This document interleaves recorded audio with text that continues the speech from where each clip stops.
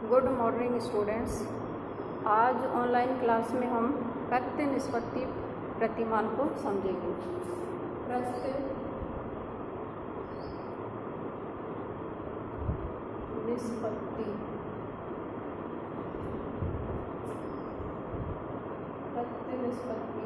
प्रतिमान।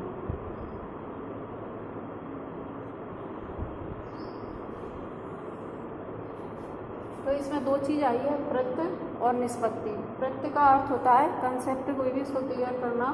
निष्पत्ति होती है उपलब्धि। तो ये प्रत्यय निष्पत्ति प्रतिमान का नाम किस प्रकार से प्रत्यय निष्पत्ति पड़ा। तो ये जो प्रत्यय निष्पत्ति प्रतिमान है, इस प्रतिमान में एक व्यक्ति के पास सोचने की, चिंतन करने की जो शक्ति होती है, उस शक्ति के द्वारा यह सोचता है, नवीन खोज करता है। नवीन खोज के परिणाम स्वरूप जो निष्कर्ष निकल कर आता है, उसी से इस प्रत्यय निष्पत्ति प्रतिमान का विकास हुआ है। तो प्रत्यय निष्पत्ति प्रतिमान के अंतर्गत व्यक्ति जब सोचता है, समझता है, चिंतन करता है, तो ये जो हमारा जगत है, विश्व है, तो इसकी जो जटिलताएं होती है, उन जटिलताओं को वो सरल तरीके से समझ लेता है और समझ करके उन जटिलताओं के आधार पर जो तथ्य होते हैं उनका वर्गीकरण करता है, उनका जो है अदृश्यीकरण करता है, या उनका वर्गीकरण करके और उनमें जो तथ्य है उनको जानने का प्रयास करता है। तो ये सब चिंतन शक्ति के द्वारा ही होता है, जिससे कि प्रत्यय निष्पत्ति प्रतिमान कहा जाता है। तो ये जो तत्वों की जो समानता और असमानता का भेद करता है, विभेदीकरण करता है, तो उसके द्वारा ही प्रत्यय निष्पत्ति प्रतिमान का विकास हुआ है। तो इन सब तथ्यों को एकत्रित करके जब समझने का प्रयास करता है, उनके परिणाम को निकालता है, तो वह अपने अधिगम को पूर्ण कर लेता है, जो कि प्रत्यय निष्पत्ति प्रतिमान के अंतर्गत आता है। तो प्रत्यय निष्पत्ति प्रमाण की प्रक्रिया क्या होती है? अच्छा, प्रत्यय किसे कहते हैं? प्रत्यय कहते हैं, प्रत्यय को संप्रत्यय भी कहते हैं। क्या कहते हैं? संप्रत्यय। अब प्रत्यय क्या होता है?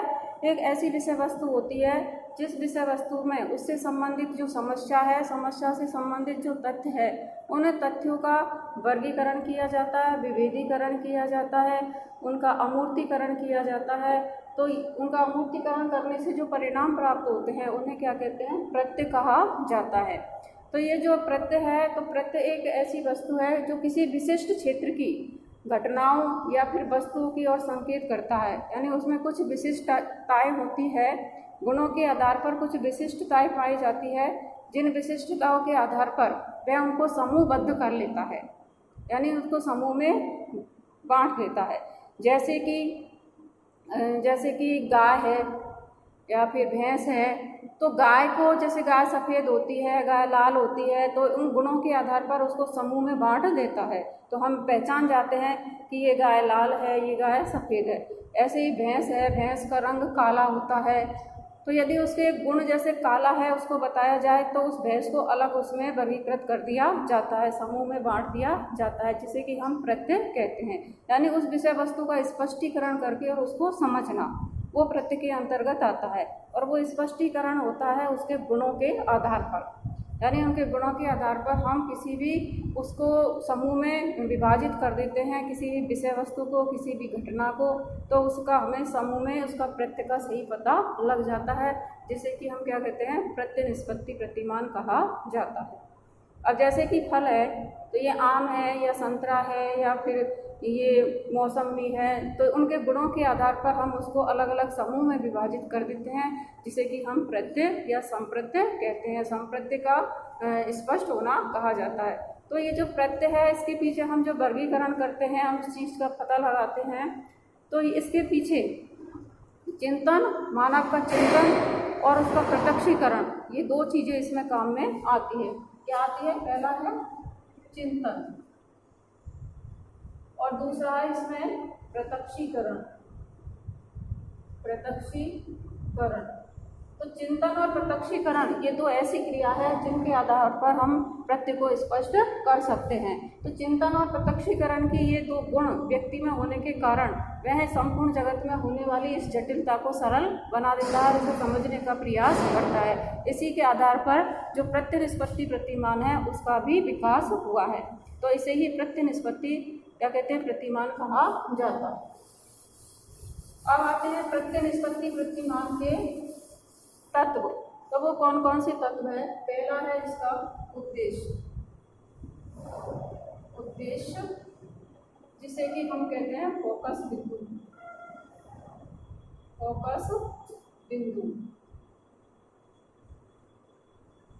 तो उद्देश्य क्या होता है? उद्देश्य मैंने पहले भी आपको बताया था कि जिस प्रतिमान में हम जिस पर जो बल देते हैं या जिसका विकास करना होता है उसी को हम फोकस बिंदु कहते हैं, या कोई इसका उद्देश्य उस प्रतिमान का उद्देश्य होता है। तो प्रत्यय निष्पत्ति प्रतिमान का उद्देश्य क्या है? छात्रों की आगमन तर्क शक्ति का विकास करना। तो ये आगमन तर्क शक्ति क्या होती है? आगमन होता है उदाहरण, यानी उदाहरणों के द्वारा और किसी भी विषय वस्तु का स्पष्टीकरण करना, जिसे कि हम प्रत्यय निष्पत्ति क्या कहते हैं? प्रतिमान कहते हैं। तो यहाँ इसका केंद्र बिंदु है आगमन शक्ति का विकास करना, जिससे कि वातावरण में उत्पन्न होने वाले तथ्यों को चुनकर उन पर चिंतन करके और वस्तुओं, व्यक्तियों और घटनाओं आदि के साथ साथ वह उसमें विभेदीकरण की क्षमता का भी विकास उसमें हो जाता है, जिसे कि हम क्या कहते हैं? उद्देश्य कहते हैं। तो फोकस बिंदु इसमें क्या है? आगमन तर्क शक्ति का विकास करना, आगमन तर्क शक्ति का विकास करना, ये इसका फोकस बिंदु है, जिसके आधार पर भिन्न भिन्न समस्याओं का समाधान किया जाता है। चिंतन के द्वारा विभिन्न जो जटिलताएं हैं उनको समझा जा सकता है, तथ्यों को समझा जा सकता है। दूसरा इसका जो है बिंदु है वो है संरचना, संरचना। तो प्रत्यय निष्पत्ति प्रतिमान है, उसकी संरचना में दो चीजें आती है।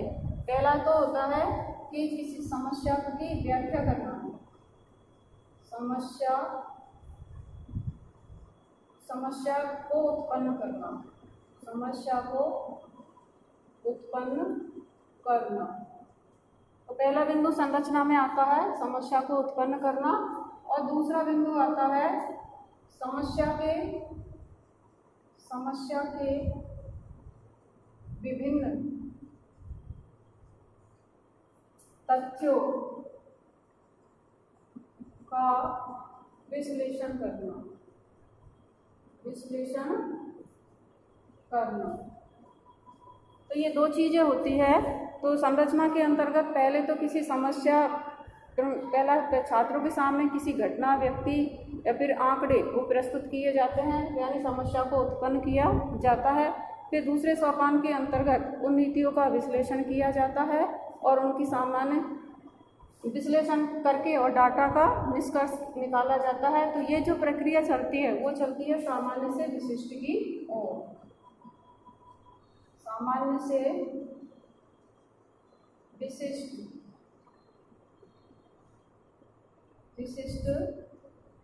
की ओर। तो ये प्रक्रिया किस प्रकार चलती है? सामान्य से विशिष्ट की ओर। तो पहला था उद्देश्य, दूसरा था संरचना। संरचना में दो बिंदु रखे जाते हैं। पहला है समस्या को उत्पन्न करना, और फिर दूसरा है उस समस्या के विभिन्न तथ्यों का विश्लेषण करना। और विश्लेषण की प्रक्रिया सामान्य से विशिष्ट की ओर सिद्धांत पर आधारित होती है। तीसरा जो इसका सोपान है वो है सहायक प्रणाली, सहायक प्रणाली। अब सहायक प्रणाली क्या होती है कि सहायक प्रणाली में जो टीचर का कार्य होता है एक तरह से अंतःक्रिया होती है। क्या होती है? अंतःक्रिया, अंतःक्रिया। और किस किस के मध्य होती है? शिक्षक और छात्र के मध्य होती है। किसके मध्य? शिक्षक व छात्र, शिक्षक व छात्र के मध्य होने वाली अंतःक्रिया को क्या कहते हैं? सहायक प्रणाली कहा जाता है। तो इस सहायक प्रणाली में टीचर का कार्य ही प्रमुख होता है, यानी टीचर क्या करता है? उस समस्या के लिए परिस्थिति का निर्माण करता है और उस समस्या के समाधान में छात्रों का सहयोग प्रदान करता है। छात्र के सहयोग के द्वारा उनका मार्गदर्शन करता है और उनको जो वस्तुएं वहाँ पर नहीं है उन सब वस्तुओं की व्यवस्था करता है, पूरी प्रशासनिक व्यवस्था करता है, जिससे कि छात्र उस समस्या का समाधान निकाल सके। तो इस प्रकार से सहायक प्रणाली में शिक्षक का स्थान प्रमुख माना जाता है। शिक्षक छात्रों का मार्गदर्शन करता है, पथ प्रदर्शन करता है और उनकी सहायता करता है, और छात्र चिंतन मनन के द्वारा उस समस्या का समाधान करते हैं। अगला आता है सहायक प्रणाली। तो सहायक प्रणाली क्या होती है? अगले पॉइंट में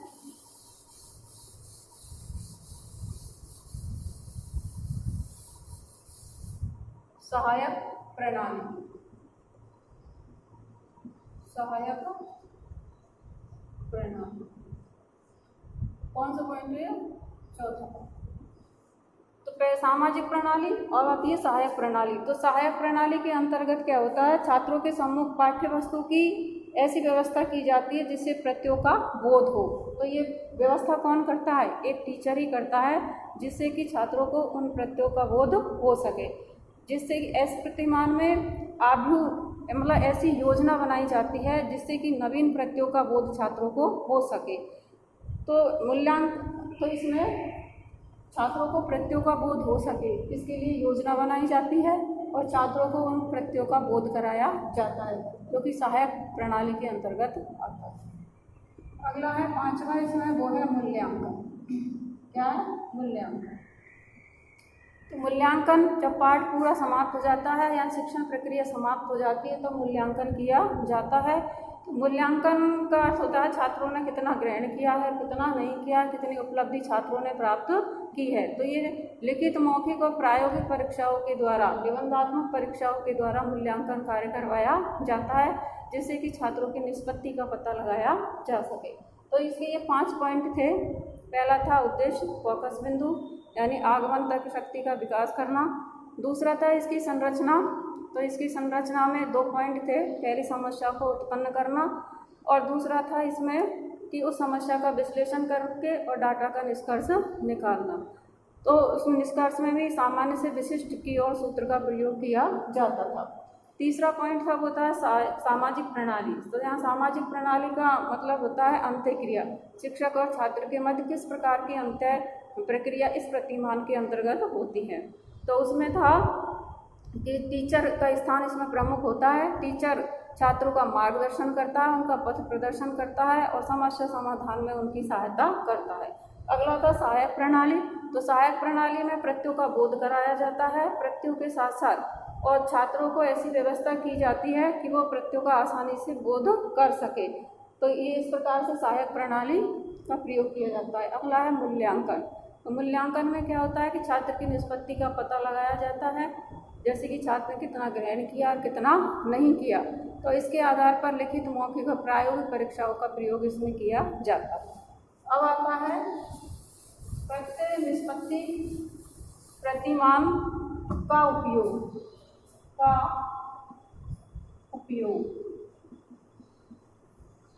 तो प्रत्यय निष्पत्ति प्रतिमान का शिक्षण में उपयोग किस प्रकार से किया जाता है? तो इसमें पहला है व्याख्यान प्रणाली का प्रयोग। व्याख्यान प्रणाली का प्रयोग। तो टीचर व्याख्यान प्रणाली के द्वारा व्याख्यान प्रणाली का इस प्रतिमान में प्रयोग करते हुए और छात्रों के ज्ञान को उच्च बनाने का प्रयास करता है। तो इसका पहला उपयोग ये है। दूसरा है इसमें भाषा शिक्षण में नंबर 2। दूसरा है कि इसमें क्या है कि भाषा शिक्षण में यह प्रतिमान अधिक उपयुक्त है। इसमें भाषा शिक्षण में यह प्रतिमान अधिक उपयुक्त है। इसमें भाषा शिक्षण में। तीसरा पॉइंट है इसका वो है इसमें अधिगम के अंतरण में यह प्रतिमान सहायक है। अधिगम अंतरण में यह प्रतिमान सहायक है। तो अधिगम अंतरण में यह प्रतिमान सहायक है। अगला है कि इसकी सहायता से गणित के सिद्धांतों को आसान बनाया जाता है। इसकी सहायता से गणित के सिद्धांतों को सरल बनाया जाता है, सरल बनाया जाता है। तो गणित के जो सिद्धांत है उनको इसकी सहायता से सरल बनाया जाता है। इस प्रतिमान का प्रयोग दूरदर्शन में भी किया जाता है। इस प्रतिमान का प्रयोग दूरदर्शन में किया जाता है। तो दूरदर्शन के क्षेत्र में भी इसका प्रयोग किया जाता है। तो इस प्रतिमान का उपयोग कहाँ कहाँ पर होता है? व्याख्यान प्रणाली का प्रयोग शिक्षक के द्वारा किया जाता है और छात्रों के अधिगम स्तर को उच्च बनाया जाता है। भाषा शिक्षण में इसका अधिक महत्व है, अधिगम के अंतरण में इसका अधिक महत्व है। इसकी सहायता से गणित के जो सिद्धांत हैं उनको सरल बनाया जाता है। दूरदर्शन के क्षेत्र में भी इस प्रतिमान का प्रयोग किया जाता है। तो आशा करती हूँ आपको जो ये प्रतिमान है, निष्पत्ति प्रतिमान, ये समझ में आया होगा। फिर मिलेंगे नए टॉपिक के साथ, तब तक के लिए धन्यवाद।